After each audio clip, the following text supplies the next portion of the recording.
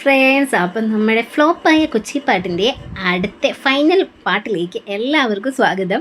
അപ്പോഴങ്ങനെ നമ്മൾ എയർപോർട്ടിലേക്ക് എത്തിച്ചേർന്നിട്ടുണ്ടായിരുന്നു. ഹറിബറി ആയിട്ട് നമ്മൾ വാക്സിനൊക്കെ വെച്ചിട്ട് ഓടിപ്പടച്ചിട്ടാണ് നമ്മൾ എയർപോർട്ടിലേക്ക് എത്തിയിട്ടുള്ളത്. പക്ഷേ എയർപോർട്ടിൽ നമ്മൾ ഫേസ് ചെയ്യാൻ പോകുന്നത്, അല്ലെങ്കിൽ നമ്മളെ കാത്തിരിക്കുന്നത് വളരെ എന്താ പറയണ്ടേ, വിഷമകരമായൊരു സിറ്റുവേഷൻ ആയിരുന്നു. കാരണം നമ്മൾ ഓടി എത്തുമ്പോഴേക്ക് നമ്മുടെ ഫ്ലൈറ്റ് മിസ്സായിട്ടുണ്ടായിരുന്നു നമ്മൾക്ക്.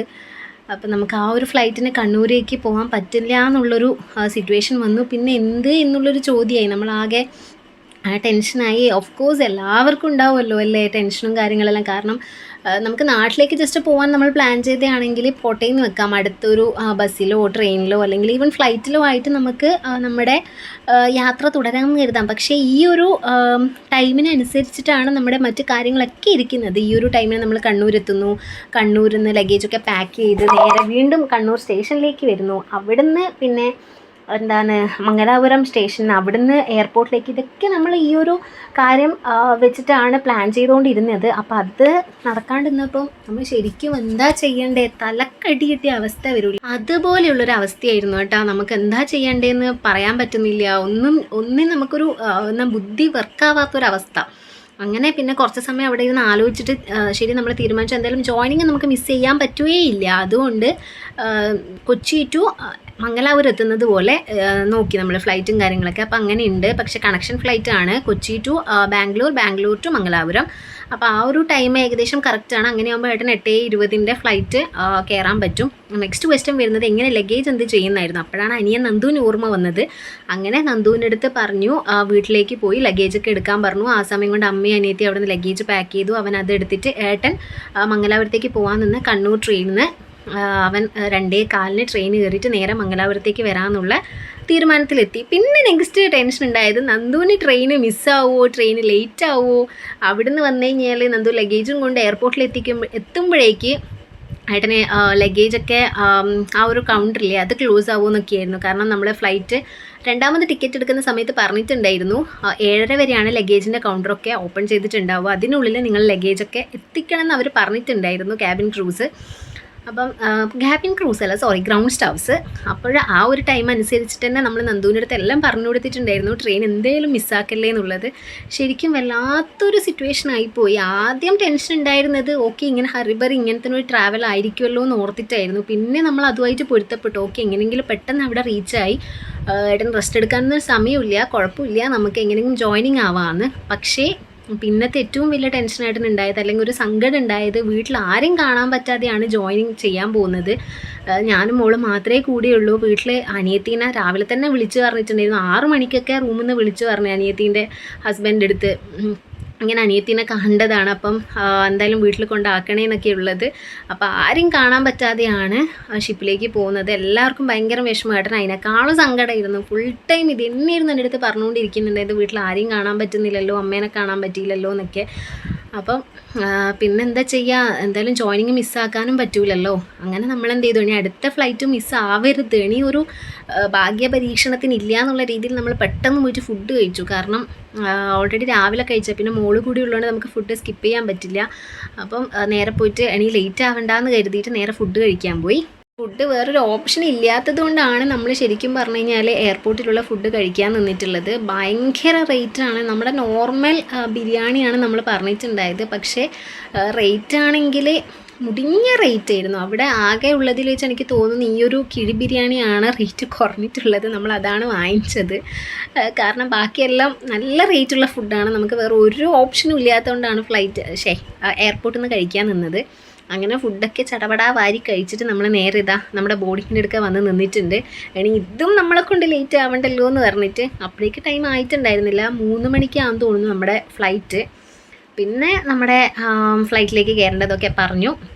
നമ്മളങ്ങനെ ഫ്ലൈറ്റ് കയറാൻ പോവുകയാണ്. ഇതാണ് നമ്മുടെ ബാംഗ്ലൂരിലേക്കുള്ള ഫ്ലൈറ്റ്. ശരിക്കും പറഞ്ഞാൽ ഏട്ടൻ ഇത് ഒരു ബസ്സിൽ സ്ഥിരം പോയി വരുന്നൊരു ഫീലാണ് ഈ ഫ്ലൈറ്റ് കയറുമെന്ന് പറയുന്നത്. ഏട്ടൻ ഇങ്ങനെ എക്സൈറ്റ്മെൻറ്റും കാര്യമൊന്നുമില്ല. കാരണം ഷിപ്പിൽ ജോയിൻ ചെയ്ത സമയം തൊട്ടിട്ട് ഫ്ലൈറ്റിൽ അങ്ങോട്ടും ഇങ്ങോട്ടും ഒക്കെയുള്ള ട്രാവൽ പതിവാണല്ലോ. പക്ഷെ എനിക്ക് ഇത് സെക്കൻഡ് ടൈമുള്ള ഫ്ലൈറ്റാണ്. ഫസ്റ്റ് ഞാൻ ഫ്ലൈറ്റ് കയറിയിട്ടുണ്ടായത് കണ്ണൂർ ടു ഡൽഹിയാണ്. ആ ഒരു സമയത്ത് ഞാൻ ഭയങ്കര എക്സൈറ്റ്മെൻറ്റിലായിരുന്നു. ഇതും ഇങ്ങനത്തെ ഒരു സിറ്റുവേഷൻ അല്ലായിരുന്നെങ്കിൽ ഞാൻ സൂപ്പർ എക്സൈറ്റഡ് ആവുമായിരുന്നു. പക്ഷേ ഈ ഒരു സിറ്റുവേഷനിലൂടെയൊക്കെ പോകുന്നത് കൊണ്ട് ഈ ഒരു വഴിയിലൂടെ നടന്ന് പോകുമ്പോഴും ഉണ്ടല്ലോ ഏട്ടൻ പറഞ്ഞുകൊണ്ടിരിക്കുന്നത് നന്ദു കറക്റ്റ് ടൈമിന് അവിടെ എത്തുമോ, എനിക്ക് ലഗേജ് കിട്ടുമോ, എൻ്റെ ജോയിനിങ് നടക്കുമോ പൊന്നൂസേ, ഇതൊക്കെ ചോദിച്ചുകൊണ്ടാണ് നമ്മൾ പോകുന്നത്.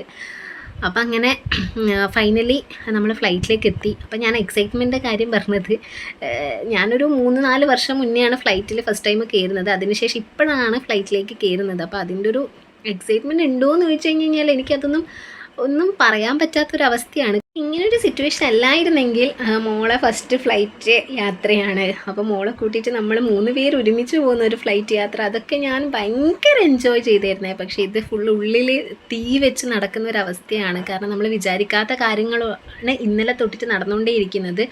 ഇന്നിപ്പോൾ ഫ്ലൈറ്റ് മിസ്സായതാണെങ്കിലും നമ്മൾ തീരെ എക്സ്പെക്റ്റ് ചെയ്യാത്തൊരു കാര്യമായിരുന്നു.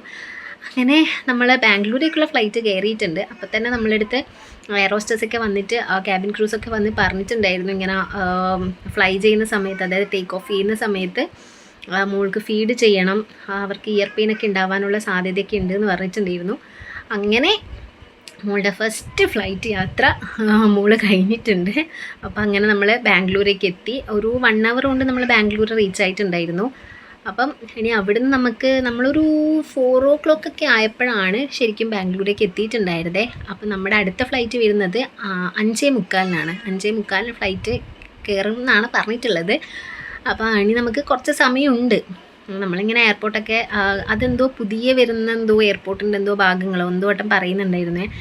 ഞാൻ ഫസ്റ്റ് ടൈമാണ് ബാംഗ്ലൂർ എയർപോർട്ട്, ഞാൻ പറഞ്ഞില്ല ഡൽഹി മാത്രമേ പോയിട്ടുള്ളൂ. അപ്പോൾ എന്തായാലും എൻ്റെ ഈ എയർപോർട്ടിലെ ഫസ്റ്റ് ടൈം തന്നെയാണ്.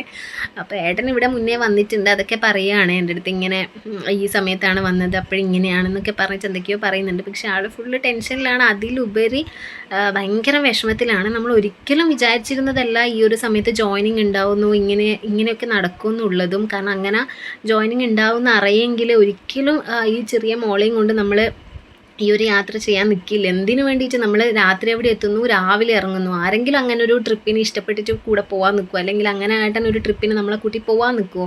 ഇത്രയും ബുദ്ധിമുട്ട് വരുന്ന അറിയെങ്കിൽ നമ്മൾ സത്യമായിട്ട് അറിഞ്ഞിട്ടുണ്ടായിരുന്നില്ല. ഒരു 1 week കഴിഞ്ഞിട്ട് ജോയിനിങ് ഉണ്ടാവും എന്നാണ് പറഞ്ഞത്. ആ ഒരു രീതിയിലാണ് നമ്മളും എല്ലാം പ്ലാൻ ചെയ്തിട്ടുണ്ടായിരുന്നത്. അല്ലാതെ നമ്മൾ മുൻകൂട്ടി അറിഞ്ഞിട്ടേ ഇല്ല ഈ ഒരു സമയത്ത് ജോയിനിങ് ഉണ്ടാവുമെന്ന്. കാരണം അങ്ങനെയാണെങ്കിൽ എനിക്ക് ശരിക്കും കൂടെ പോകേണ്ട ഒരു ആവശ്യമില്ല, ഏട്ടൻ തന്നെ കൂടെ കൂട്ടേണ്ട ആവശ്യമില്ല. കാരണം അവിടെ നമ്മൾ 8 മണിക്ക് എത്തുന്നു, റൂമിൽ ഈ ഒരു കാര്യം അറിയുന്നു, പിറ്റേന്ന് രാവിലെ 8 മണിക്ക് അവിടെ നിന്ന് ഇറങ്ങുന്നു. ഇതിന് ഞാൻ എന്തിനാണ് കൂടെ പോകുന്നത്? അങ്ങനെയാണെങ്കിൽ ഇതിനേക്കാളും മുംബൈയിലും ചെന്നൈയിലൊക്കെ സ്റ്റേ ചെയ്യാൻ പോയിട്ടുണ്ട്. അപ്പം നമ്മൾ അറിഞ്ഞിട്ടേ ഉണ്ടായിരുന്നില്ല ഇങ്ങനൊരു എന്താ പറയുക സിറ്റുവേഷൻ നമ്മൾക്ക് ഉണ്ടാവും, നമ്മളിങ്ങനൊരു സിറ്റുവേഷൻ ഫേസ് ചെയ്യുന്നുള്ളത്. ഏട്ടൻ എനിക്ക് കൊച്ചി പോർട്ട് കാണിച്ചതാണ്. കാരണം പോർട്ടിൽ നിന്നാണല്ലോ വാക്സിൻ എടുക്കാൻ പറഞ്ഞിട്ടുള്ളത്. അപ്പോൾ പോർട്ടൊക്കെ കാണിച്ചതാന്നൊക്കെ പറഞ്ഞിട്ടായിരുന്നു നിന്നിട്ടുണ്ടായത്. പക്ഷേ എന്താ പറയുക, അൺഫോർച്ചുനേറ്റ്ലി ഒന്നും നടന്നിട്ടില്ല. അത് കഴിഞ്ഞിട്ട് നമ്മൾ 5:45 ഇങ്ങനെ എയർപോർട്ടിലൂടെ അങ്ങോട്ടും ഇങ്ങോട്ടൊക്കെ നടന്ന് കളിച്ചു. ആ സമയം കൊണ്ട് നമ്മുടെ പണ്ടത്തെ നസീർ സാറിൻ്റെ കൂടെയൊക്കെ അഭിനയിച്ച ലക്ഷ്മി മാമിലെ ആക്ട്രസ് അവരെ കണ്ടിട്ടുണ്ടായിരുന്നു. അപ്പോൾ അവരിങ്ങനെ അവരുടെ ഫ്ലൈറ്റിലേക്ക് പോകാൻ വേണ്ടിയിട്ട് ഇങ്ങനെ ബോർഡിംഗ് ഒക്കെ ചെയ്തുകൊണ്ടിരിക്കുന്ന സമയത്തായിരുന്നു നമ്മൾ കണ്ടിട്ടുണ്ടായത്. അപ്പോൾ നമ്മൾ ഓടിപ്പോയിട്ട് നമ്മൾ ഫോട്ടോസൊക്കെ എടുത്തു. ഭയങ്കര സ്വീറ്റായിരുന്നു, മോളുടെയൊക്കെ സംസാരിച്ചു. അങ്ങനെ നമ്മൾ ഫോട്ടോ എടുത്തോട്ടെ എന്ന് ചോദിച്ചപ്പോൾ തന്നെ നമ്മുടെ സ്ഥലം കാര്യങ്ങളൊക്കെ അന്വേഷിച്ചു, നമ്മളടുത്ത് സംസാരിക്കുകയൊക്കെ ചെയ്തിട്ടാണ് മാം അങ്ങോട്ട് പോയത് ഫ്ലൈറ്റിൽ കയറാൻ വേണ്ടിയിട്ട്. അത് കഴിഞ്ഞ് നമ്മൾ കുറച്ച് സമയം കൂടി അവിടെ നിൽക്കേണ്ട വന്നിട്ടുണ്ടായിരുന്നു. എന്നിട്ടാണ് നമ്മുടെ നെക്സ്റ്റ് ഫ്ലൈറ്റ് വന്നിട്ടുള്ളത്. അങ്ങനെ ഒരു 5:45 സമയത്ത് അതും നമ്മുടെ ഫസ്റ്റ് ഫ്ലൈറ്റും ഇൻഡിഗോ തന്നെയായിരുന്നു, നമ്മുടെ അടുത്ത ഫ്ലൈറ്റും ഇൻഡിഗോ തന്നെയാണ്. അപ്പോൾ നമ്മൾ 5:45 ഇപ്പം ഫ്ലൈറ്റ് കയറി നേരെ മംഗലാപുരത്തേക്ക് പോകാൻ നിൽക്കുന്നതാണ്. അപ്പോൾ ഇനിയുള്ള ടെൻഷൻ എന്ന് വെച്ച് കഴിഞ്ഞാൽ ഏട്ടൻ ഇങ്ങനെ എൻ്റെ അടുത്ത് ചോദിക്കുന്നുണ്ട്, നന്ദു എത്തിയിട്ടുണ്ടാവുമോ, നന്ദു നമ്മളവിടെ എത്തുമ്പോഴേക്ക് എയർപോർട്ടിൽ എത്തുമോ, എൻ്റെ ലഗേജ് നമുക്ക് കിട്ടുമോ എന്നൊക്കെ ചോദിക്കുന്നുണ്ടായിരുന്നു. അപ്പം നമ്മൾ മംഗലാപുരത്ത് ഇറങ്ങി, നല്ല മഴയായിരുന്നു ആ സമയത്ത്.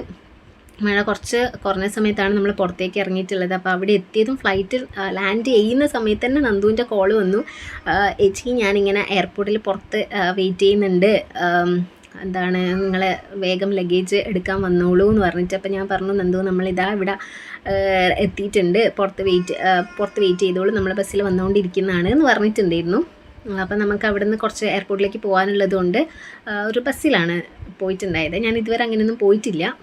ആദ്യം പോയ സമയത്തും അങ്ങനെയൊന്നും അല്ല ഉണ്ടായത്, ഡയറക്റ്റ് എയർപോർട്ടിലേക്ക് എത്തുന്ന രീതിയിലാണ് ഉണ്ടായത്. അപ്പോൾ അവിടെ ഇറങ്ങി നമ്മൾ നേരെ പോവാണേ.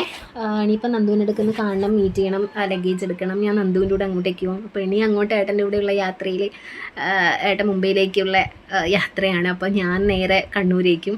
അപ്പോൾ ഇത്രയും സമയം കൂടെ നിന്നിട്ട് ഇനിയിപ്പോൾ ഒറ്റക്ക് അങ്ങോട്ടേക്ക് പോകണമെന്ന് പറയുമ്പം ഓബ്വിയസ്ലി നമുക്കത് ഒരു പെയിൻ തന്നെയാണല്ലേ. നമ്മളെ എന്താ പറയുക, അതിപ്പം ഈ അബ്രോഡൊക്കെ വർക്ക് ചെയ്യുന്നവർക്ക് അത് കൂടുതലായിട്ട് മനസ്സിലാവുമായിരിക്കും. കാരണം ഓരോ തവണയായിട്ട് ഷിപ്പിൽ കയറുന്ന സമയത്തും എൻ്റെ അവസ്ഥ ഇത് തന്നെയാണ്. എനിക്ക് ഭയങ്കര വിഷമമായിരിക്കും. കാരണം കുറേ മാസം ഒരുമിച്ച് നിന്നിട്ട് പെട്ടെന്ന് ജോയിനിങ് എന്നൊക്കെ പറഞ്ഞിട്ട് പോകുമ്പം പിന്നെ അത് നമ്മുടെ ലൈഫിൻ്റെ ഒരു പാർട്ടാണല്ലേ. ഈ ഒരു ജോലിയിൽ ഇത് എന്താ പറയുക, നമ്മൾ ഫേസ് ചെയ്തേ പറ്റൂ.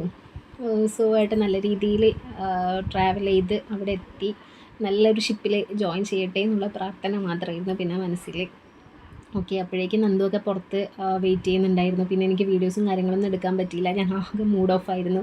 പിന്നെ നമ്മൾ അവിടെ നിന്ന് ഒരു ഊബർ വിളിച്ചിട്ട് നേരെ ബസ്സിൽ പോകാനായിരുന്നു ആദ്യം പ്ലാന്. അങ്ങനെ ബസ്സിൽ പോവാം, ബസ് സ്റ്റാൻഡിലേക്ക് പോയിട്ടുണ്ടായിരുന്നു. ഫുഡൊക്കെ കഴിച്ചത് ബസ് സ്റ്റാൻഡിലെത്തി അവിടെ നിന്നാണ് നമ്മൾ ഫുഡ് കഴിച്ചത്.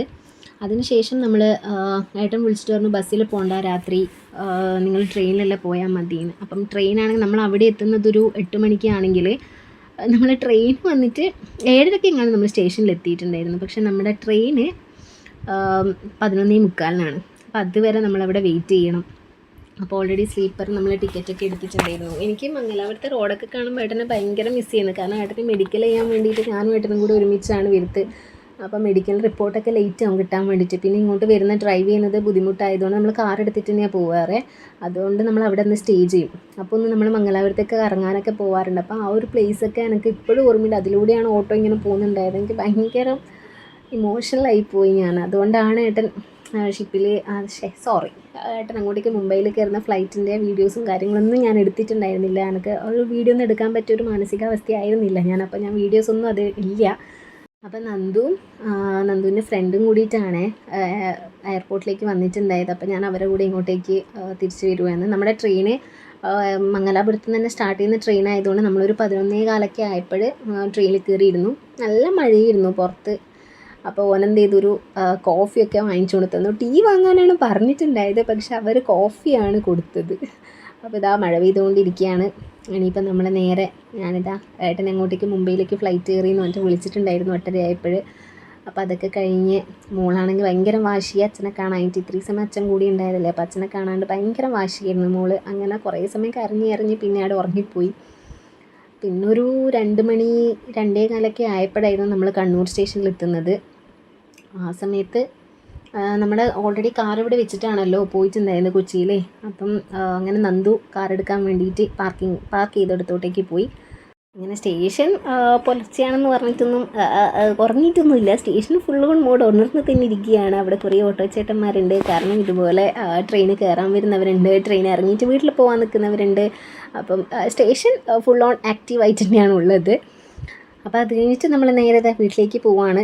നന്ദുവും ഫ്രണ്ടും കൂടി നമ്മളെ കൂട്ടിയിട്ട് പോവാണ്. അരുവാണ് വന്നിട്ടുണ്ടായത്. അപ്പം അവർ രണ്ടാളെയും കൂടെ ഞാനും മോളും കൂടി വീട്ടിലേക്ക് പോവാണ്. അവനല്ലേ നമ്മളെ മംഗലാപുരം എയർപോർട്ടിൽ കൂട്ടാൻ വന്നത്. അപ്പോൾ അവൻ്റെ ഉത്തരവാദിത്തത്തിൽ നമ്മളെ വീട്ടിൽ കൊണ്ടാക്കേണ്ടത് സേഫായിട്ട്. അപ്പം അങ്ങനെ നമ്മൾ വീട്ടിലേക്ക് തിരിച്ചെത്തി. ഏട്ടൻ മുംബൈയിലേക്കും പോയിരിക്കുകയാണ്. അപ്പോൾ ഏട്ടൻ ഇനി മുംബൈയിലേക്ക് പോകുന്ന വീഡിയോ ഏട്ടനായിട്ട് പറയുന്നതായിരിക്കും. അപ്പം അടുത്ത ഒരു വീഡിയോ ആയിട്ട് നമുക്ക് അടുത്ത വീഡിയോയിൽ കാണാം. എന്തെല്ലോ പറഞ്ഞല്ലേ. അപ്പോൾ അത്രയേ ഉള്ളൂ. സബ്സ്ക്രൈബ് ചെയ്യാത്തവരൊന്ന് സബ്സ്ക്രൈബ് ചെയ്യുക. Bye, thank U.